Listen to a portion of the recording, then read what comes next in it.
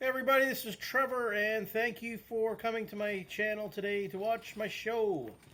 Today I want to talk more about digital currency and the central bank digital currency and what I feel it will do for society.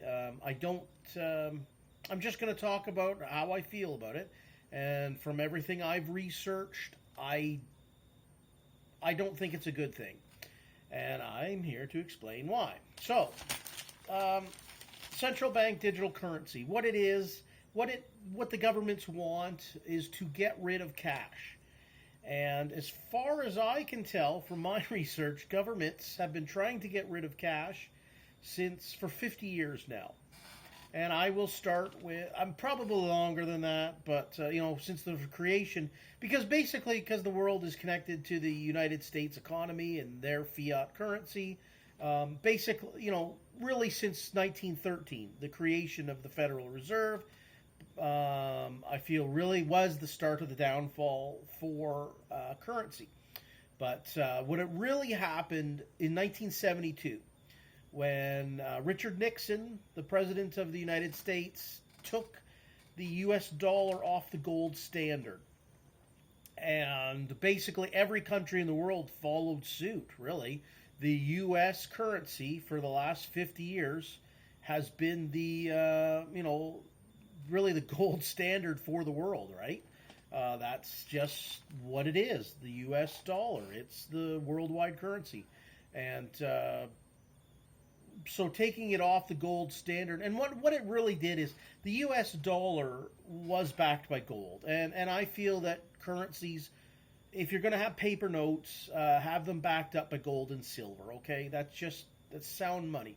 But, as we know, the US took the dollar off the gold standard, and basically it's backed not by gold anymore, but by the US military, okay? That's what backs it's like the Roman Empire. The Roman military was superior for quite a long time, and then until competing nations to Rome were strong enough to overthrow them. But anyways, let's get up to recent history here. So I feel that 50 years ago was really the downfall of independence when it comes to currency. Independence in the sense that, the individual can use cash. It's really the erosion of really independence. And governments are moving towards a cashless society with certain things so the US dollar is taken off the gold standard. What is brought about 50, 60 years ago are credit cards. So we're starting to get people used to the idea of using plastic. And then to the mid-'80s, mid-1980s, late 80s, banks introduce debit cards. So even furthering people to start thinking, use plastic, don't use cash. And from my memory too, when I was working, when I first started working my first job, I was 15. It was 1987, and I got a paper check. I went and deposited it in the bank. So another way of getting rid of that cash society, to become a cashless society, was now the automatic deposits. So companies would go from issuing the employee a check to just automatically deposited, just numbers, go from one place to another into your account. And then enter now, and then I really feel this. So that's just ingrained in our system. It's ingrained in our system. Use credit cards. Use your debit cards. They're trying to get you away from using cash, and just really the dollar's not backed up by anything. And now in 2022, I mean, with governments, unless you've been living under a rock since March 2020. The ramping up of not using cash was totally introduced. You go to any store, whatever you want to do, local mom and pop, to your Walmart stores. They had those, plastic barriers between you and the cashier, which I don't know how that's supposed to stop anything. I guess viruses can't move around that, but what it really stopped was people using cash. Okay, so you're really just they force you almost to use that machine, put your card in that 50 other people in front of me used. Maybe now they wipe it after me or before me, but that's a whole new ball of wax. But I don't know how that was supposed to save us from spreading germs. But ooh, icky, can't give the cashier 20s and 50s and hundreds and whatnot cash. Got to use the debit card. Just the inconvenience.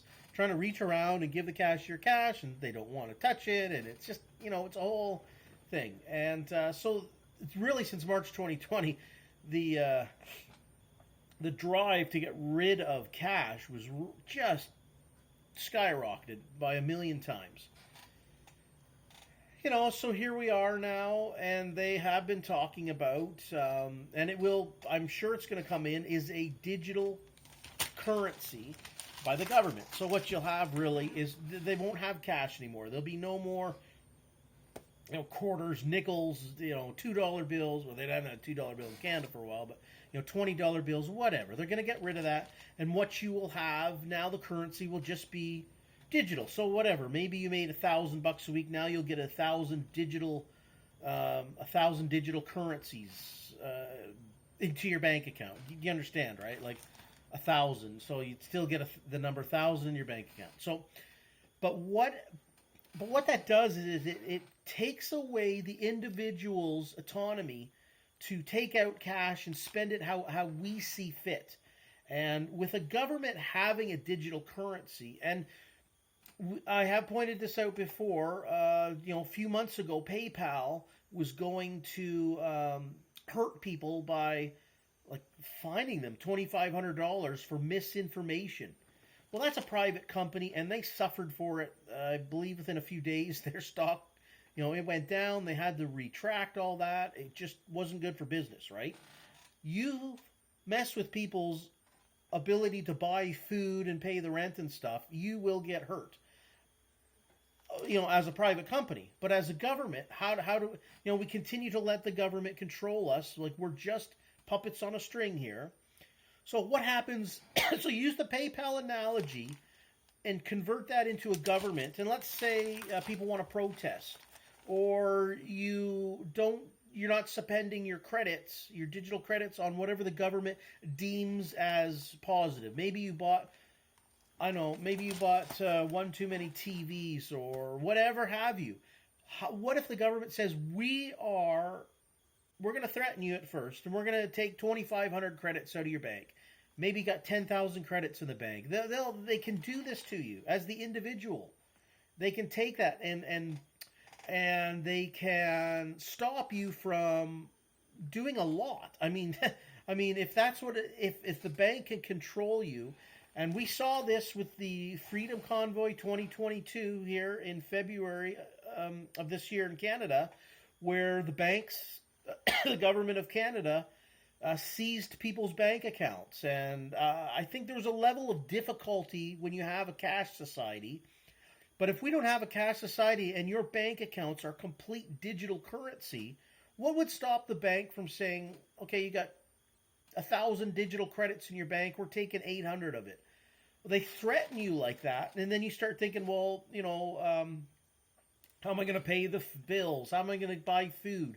So they threaten you by shutting down your digital bank account, so that they want you to keep your mouth shut.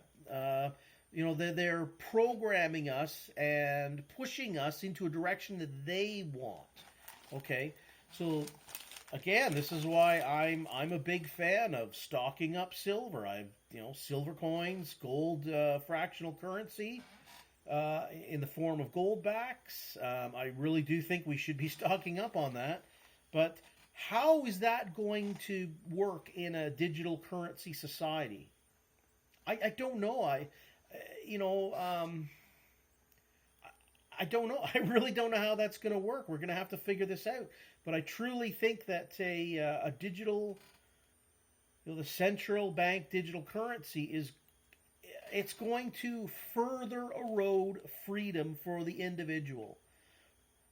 You go anywhere, you're going to have to use probably, if you don't have a cell phone, they'll issue you one, and it'll be like you just have to buy everything on your phone, and the government will know everything that you bought. It's not like you can go to the bank and take out $1,000 cash and go and maybe take 200 to Walmart, or 200 to your local gardener, whatever. Like, they will be able to track everything that you spend your digital currency on. And when that day comes, if you don't spend the currency the way they want, you can be punished. That is a dystopian nightmare. This is 1984, people. I've been talking about this for several years now, even longer. Talking about government control, and it's no longer these so-called conspiracy theories. These are becoming reality. So what do? Well, I mean, we have to keep talking and using our freedom of speech until they take that away, to talk about these ideas. And I really don't think a digital currency it's a good way to go, unless you just want to be a drone walking around doing whatever somebody tells you to do. But that's not how I think most people want to live their life. If they want to make money, if we're going to have fiat currency, government currency, okay, well, at least give me the ability to take out the cash and spend it how I see fit. But I guess, with digital currency, you won't be able to do that.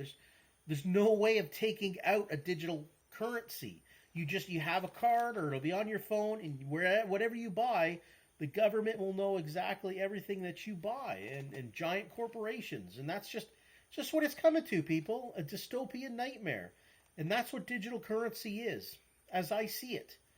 It's a dystopian nightmare. So that being said, do what you can to hedge against inflation. I say buy gold and silver.